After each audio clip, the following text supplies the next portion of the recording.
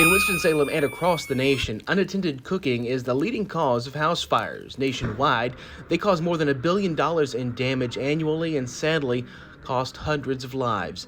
Your Winston-Salem Fire Department's goal is to help prevent fires from starting in the first place, saving lives and property. Theresa Knops is the senior community educator for the fire department. She says you need to always stay by the stove when cooking, but that's not all. You want to make sure that your pot handles are turned in.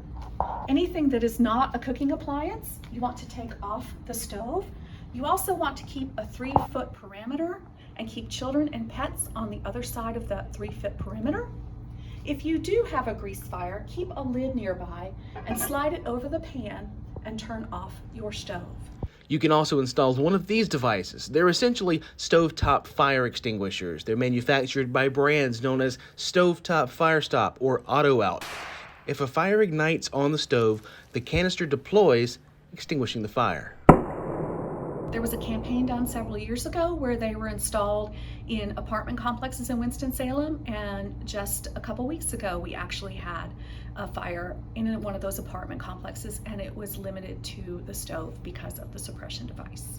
Knops says paying attention while cooking remains paramount, but for a little peace of mind, these stovetop devices can be purchased online. You can also apply for one through the Winston-Salem Fire Department. If you meet certain criteria, we have them at Winston-Salem Fire Department, and you can find that information on our website, cityofwsfire.org. These devices do not work on gas stoves, and a stovetop hood is required. For more information on these devices, just visit the fire department website. And as always, be sure that you have a working smoke detector inside your home. For the City of Winston-Salem, I'm Daniel Cruz.